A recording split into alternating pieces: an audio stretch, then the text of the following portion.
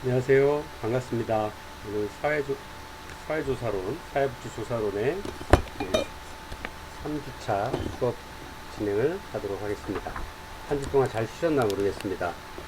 저희도 이제 그 선생님들이 대면 수업과 또 온라인 수업, 비대면 수업을 같이 신청을 하신 분들이 계셔서 수업을 토요일에 가서도 수업을 진행을 하고 또 그 수업을 참여하지 못하시는 분들을 위해서 이렇게 온라인 수업으로 강의 녹음을 해서 여러분들의 수업을 진행하기 위해서 좀 노력을 하고 있습니다.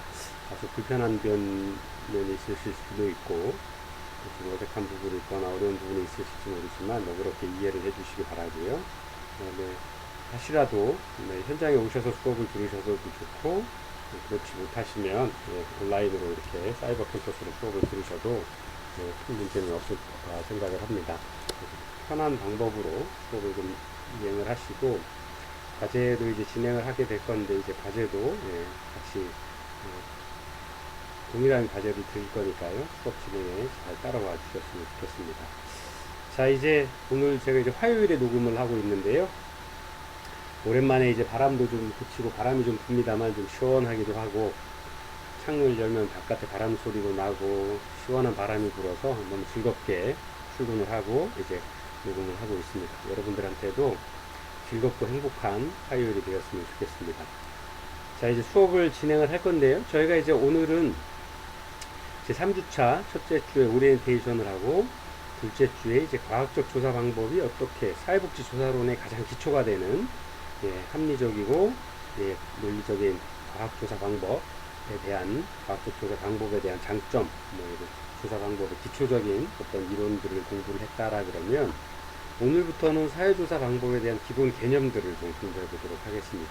우리가 흔히 이야기하는 변수, 그 다음에 독립변수냐, 충속변수냐, 또 이제 그 외에 이제 개념들, 그 다음에 조작적 정의, 그 다음에 뭐 이렇게 개념적 정의, 조작적 정의라고 하는 것들, 그리고 가설이 뭔지, 이론이라는 게 뭔지, 이런 것들을 좀 함께 공부를 해보도록 하겠습니다. 그래서 이러한 기본 개념들이 앞으로 이제 조사론에서 계속 지속적으로 선생님들과 수업 도중에 말씀을 드리게 될 건데, 이게 뭘 의미하는구나, 아니면 어떤 것들을 알려주기 위한 방법들로 이야기를 하고 있는 거구나 하는 걸 이해를 하실 수 있다라 그러면 수업을 진행을 하시는데, 따라오시는데도 많은 도움이 되지 않을까 이렇게 생각을 합니다.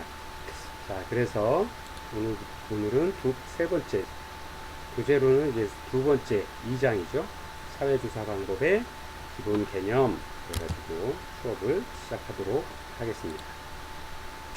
자, 오늘 시간에는 개념과 변수의 의미를 이해하고 그 개념과 변수를 개념적 정의, 조작적 정의를 통해서 명확하게 정의하는 방법들을 이해하겠습니다. 이거는 이제 여러분들이 나중에 이제 좀 더 공부를 하신다 그러면 소논문을 쓰신다거나 학회 논문을 쓰신다거나 아니면 석사, 박사 과정에 논문을 쓰시는데도 개념적 정의, 조작적 정의, 가설을 세우는 방법에 있어서 아주 중요하게 작용을 하게 될 겁니다. 그래서 이 시간에 좀 개념적인 정의를 좀 정확히 마음속에 담아주시면 좋지 않을까 합니다. 근데 이제 변수라고 하는 것들, 변수가 뭐냐, 이제 변화되는 수들인데, 이 사회조사 방법에서의 변수가 어떤 것들인지 이런 것들 한번 이해를 하시고요. 가설, 미리 이제 어떨 것이다 라고 설명을 해 놓는 거죠. 미리 설명을 해 놓는 거죠. 아니면 예비로 정해 놓는 건데, 그런 가설을 구성하는 과정이나 가설의 용도, 종류를 파악하겠습니다. 그 다음에 이론, 과학적인 설명인 거죠. 그래서 이제 그런 과학적인 설명의 정의, 그런 이론이 어떤 역할들을 하는지, 그런 기능들을 익혀보는 시간을 가져보도록 하겠습니다. 이 장에서는 사회조사 방법에서 사용된 기본 개념들을 이해하는 시간들입니다. 그래서 사회 현상에서 관한 과학적 지식의 이론은, 과학적 지식은 바로 다 이제 이론의 형태로 제시되는데, 이 이론의 기본 단위가 바로 개념, 그다음에 변수입니다.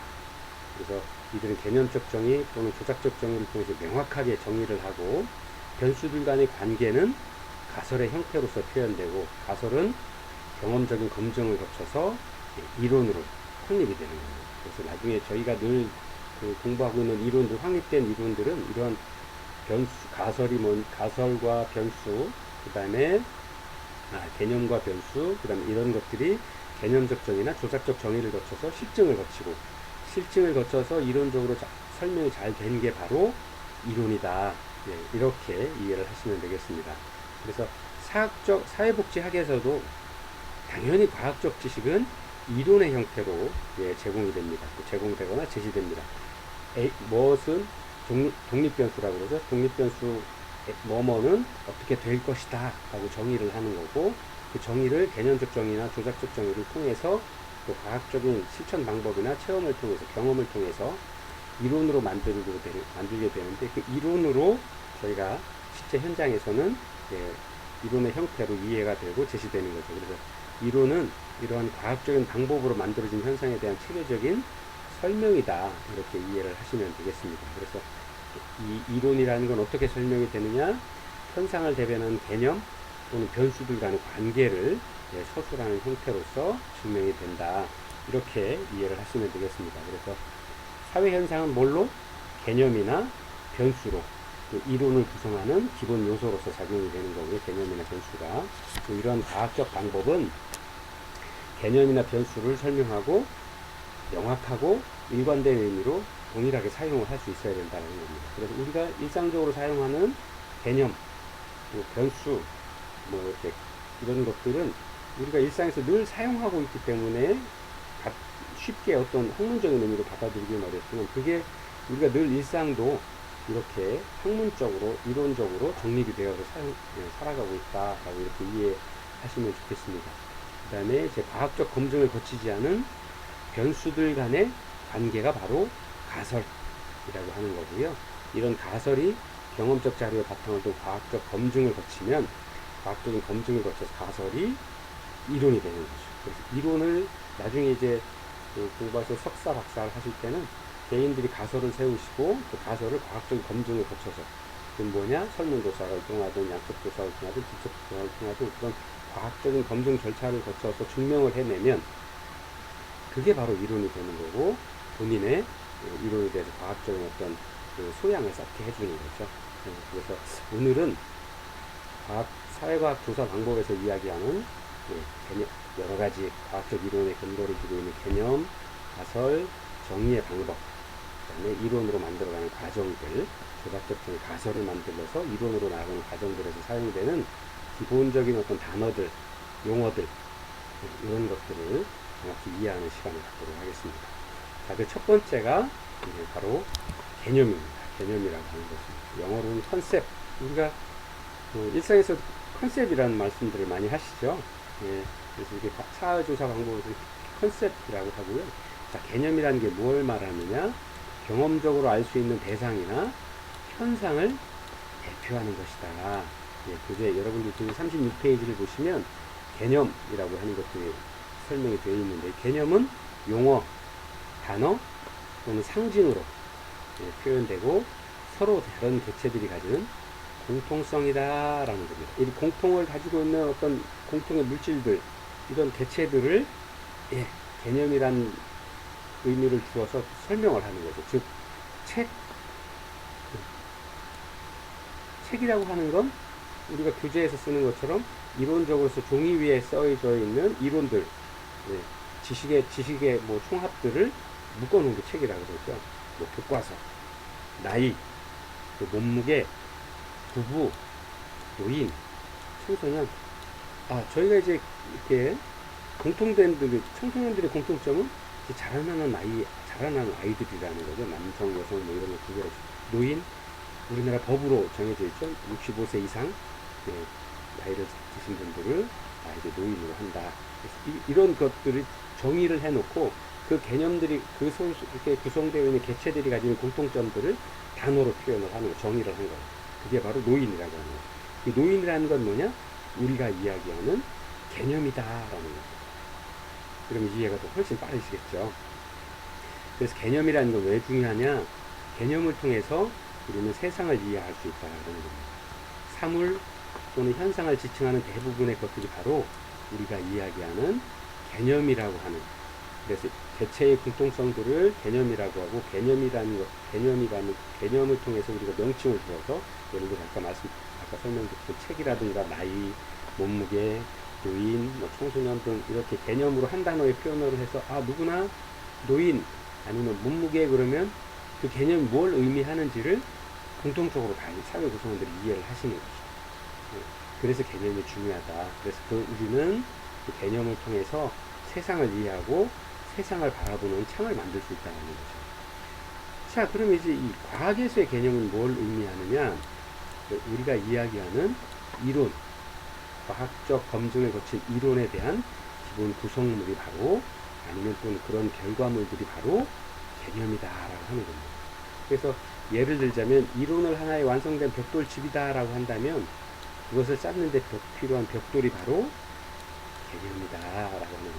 이론은 하우스, 집이고, 완성되어 있는 우리가 주거할 수 있도록 도와주는 집이고, 그 다음에 개념은 뭐냐?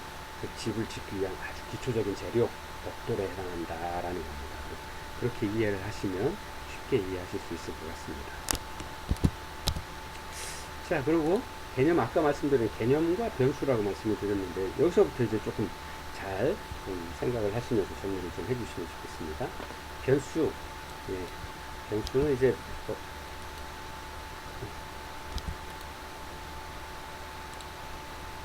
variable이라고 표현을 하는데요. 변수, 아까 개념은 컨셉, 변수는 변화하는 수라는 겁니다. 예. 자, 개념은 확정된, 고정되어 있고 확정되어 있는 어떤 이론에 설명되어 있는 공통의 집단, 개체들의 공통된 공통성이다라고 말씀을 드렸죠. 변수는 개념이 되기 전에 변화하는 것들, 변할 수 있는 것들, 또 개념적 정의나 조작적 정의를 통해서 구체화된 것들이 내 변화를 할 수 있다는 겁니다. 예, 그래서 자, 한번 구별을 해보면요. 여러분이 교재 37페이지를 보시면 설명이 잘 되어 있는데요. 자, 변수와 개념의 구분은 뭐냐? 개념은 추상적이고 이론적인 거다라는 겁니다.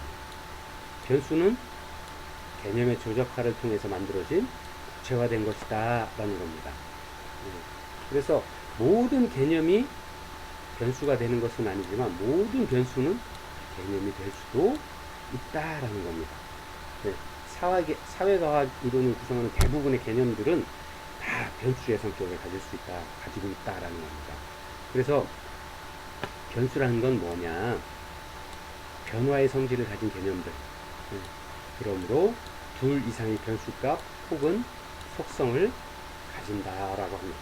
네, 그래서 변수는 변수의 속성이나 이론에서의 기능에 따라서 여러 가지로 분류를 합니다. 예, 변수가, 아까 변수를 설명을 드릴 때 변화의 성질을 가지고 있다라고 했고요. 그 예를 수능 등급, 우리나라 대학교 수능 고3 학생들이 대학을 가면서 수능을 보고요. 그 수능을 여러 가지 등급으로 나누죠.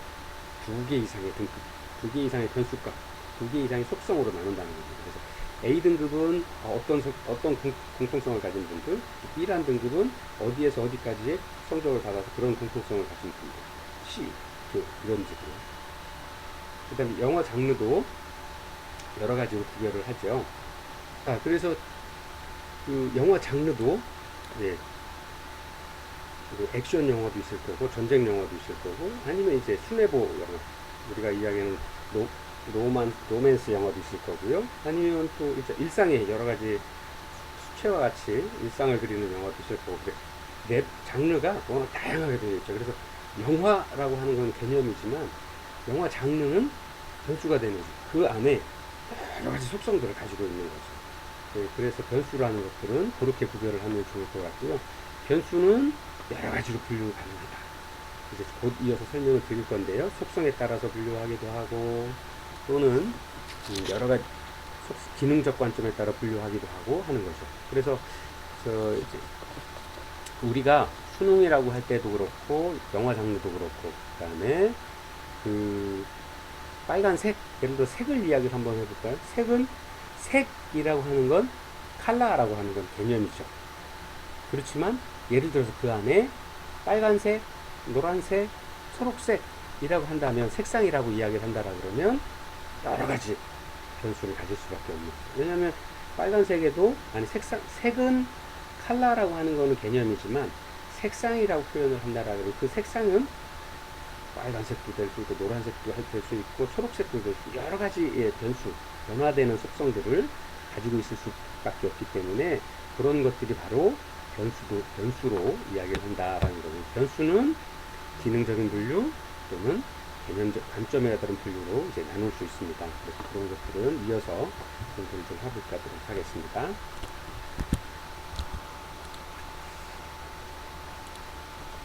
자, 변수 또는 변수값이라고 하는 거죠.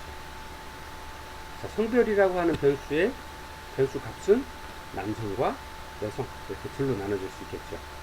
그 다음에 소득 수준의 변수값은 소득 수준이라고 하는 건 변수인데, 그 변수값은 상, 중, 하, 아니면 뭐 부유층, 뭐 빈곤층 뭐 이렇게 구별을 하는 것들은 통상적인 개념이지만, 우리가 이제 과학에서 이야기하는 변수값이라고 하는 정확한 등급을 하고 구별을 할 수 있어야 되니까 상중하 이렇게 하고, 색상이라고 하는 건 변수죠. 아까 설명드린 것처럼.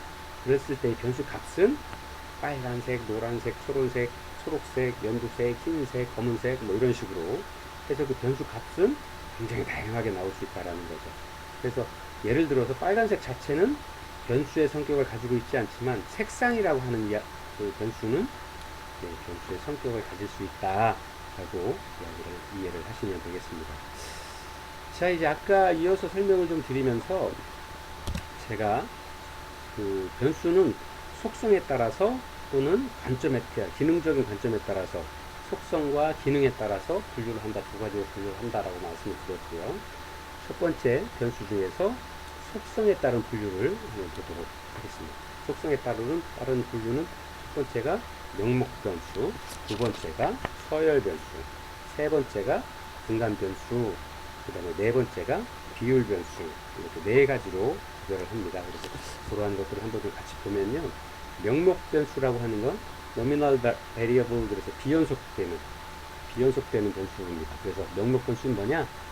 여기 예를 보시면 좋겠네요. 성별 또는 지역, 종교 뭐 이런 것들을 우리가 명목 변수라고 하는데, 이건 뭐냐? 어떤 사물의 속성을 질적인 특성에 의해서 서로 다른 몇 개의 범주로 분류할 수 있을 뿐, 그 범주를 서열이나 수치로 나타낼 수 없는 변수. 서열도 없고요, 수치로 표현하기는 좀 없고, 성별이나 지역이나 종교 등은 수량화하거나 계량할 수는 없고요, 그냥 어떤 몇 개의 범주로만 나눌 수 있다는 거죠. 그리고 서열 변수는 뭐냐? 비연속 변수의 하나인데 어떤 사물의 속성을 서로 다른 몇 개의 범주로 나눌 수 있고, 범주 간의 서열을 약간 측정할 수 없다라고 그랬는데 측정할 수 있는 변수, 그 서열이다라고 하는 거죠. 수치로 나타낼 수 없는 건 명목 변수, 수치로 나타낼 수 있는 건 서열 변수. 그래서 예를 들면 학점, 장애의 정도, 선호도, 좋고 나쁘고 뭐 보통 이거 하는 것들로 수량화하거나 계량화해서 나타낼 수 있는 것들은 서열 변수. 그렇지 않고 그런 것들을 구별하기 어려운 수량으로 나타내거나 서열이나 수치로 나타내기 어려운 것들은 명목 변수, 이렇게 구별을 하시면 좋겠습니다. 분간 변수는 연속되는 변수인데, 어떤 변수의 범주 간의 순서뿐 아니라 순서를 정할 수도 있고, 서열 변수 중에 순서를 정할 수도 있고, 범주 간의 정확한 간격, 등간이라고 했잖아요. 일정한 간격을 가지고 있다라는 겁니다. 그래서 거기에 뭐 예를 들면 학년, 온도, IQ 등입니다. 지능지수 등입니다. 학년은 몇 학년인지 1학년, 2학년, 3학년 하면 그 간격을 정확히 이해할 수 있죠. 온도도 영하인지 영상인지, 아니면 1도인지 100도인지 뭐 10도인지 뭐 이런 것들을 딱 이렇게 들었을 때 그 1도와 2도의 차이, 1도와 10도의 차이, 1도와 100도의 차이를 정확하게 일정한 간격대로 구별을 할 수 있죠. 또 지능지수도 그렇죠. 지능지수가 예를 들어 100단위인지 뭐 100, 뭐 그거보다 더 높은 단위인지에 따라서 이 사람이 천재인지 영재인지, 그냥 우리 보통 사람들처럼 범죄인지, 아니면 조금 더 치료가 필요한 뭐 이렇게 문제인지 뭐 이렇게 알 수 있게 되는 거죠. 그런 것들은 분간 변수다라고 이야기를 한다, 이렇게 이해를 하시면 되고요. 자, 아까 말씀드린 것처럼 속성에 따른 변수는 비율 변수가 있다라고 말씀을 드렸죠. 그래, 변수의 범주 간의 간격이 등간격일 뿐만 아니라 범주 몇 배나 크고 작은가를 측정할 수 있다. 비율을 가지고 있다. 비율대로 커지거나 작아진다라는 거예요. 아까 말씀드렸던 등간 변수는 일정한 간격대로 크거나 작아지거나 하는 거죠. 비율 변수는 크거나 작아질 수도 있고 한데 그게 몇 배로 큰 건지 몇 배로 작은 건지를 정확히 알 수 있는 거죠. 그래서 키, 무게, 돈 등은 곱하거나 나눌 수가 있는 거죠. 그래서 등간 변수의 모든 특성을 가지고 있는 동시에 절대 0점을 가지고 있다. 네. 그 다음에 변수 값들을 서로 곱하거나 나누는 것이 가능한 게 바로 비율 변수다.